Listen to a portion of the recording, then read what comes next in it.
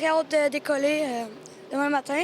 Puis c'est ça, ça apparaissait sur la glace qu'on avait hâte. L'enthousiasme se faisait sentir chez les forestiers d'Amos M13-3 Élite ainsi que les citadelles de Rouyn-Noranda M13-2B, puisque les deux formations seront de la partie dans le cadre du 66e tournoi international Pee-Wee de Québec. Aujourd'hui, les jeunes, on les sentait fébriles, là. Ils ont hâte de partir. La majorité va partir demain et mercredi, donc on voyait aujourd'hui là, une petite excitation là, vu qu'on s'en va à Québec. Pour plusieurs, il y a un sentiment de fierté. Je trouve que c'est quand même la fierté.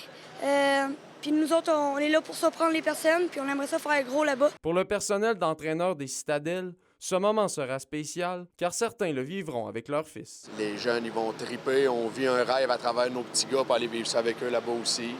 C'est un rêve que je pense autant pour les grands que les petits qui se réalisent pour tout le monde. C'est un grand honneur. On est vraiment privilégiés. Ça a été un travail d'équipe pour se faire accepter. Puis on est bien fiers. C'est à la suite d'un processus de sélection que les deux équipes ont reçu l'invitation de la part de l'organisation. Il s'agit d'ailleurs de la première fois depuis 2023 qu'une équipe de la région participe à l'événement. Au niveau du M13-3 Élite, on a une qualification qui est au tournoi à Trois-Rivières au mois de novembre. Et puis à ça, il y a 8 équipes qui se présentent pour cette qualification-là, qui sont prises, c'est-à-dire.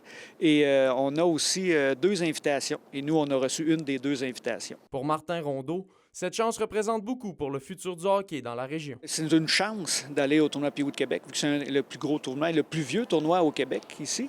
Et puis ensuite de ça, pour les années futures, les jeunes qui vont passer ici dans la structure et sur la région, ils voient la chance de pouvoir participer à ce tournoi-là. Les citadelles entreprendront leur tournoi jeudi soir, tandis que les forestiers feront de même dimanche en soirée. Olivier Morin, RNC Nouvelles, Rouyn-Noranda.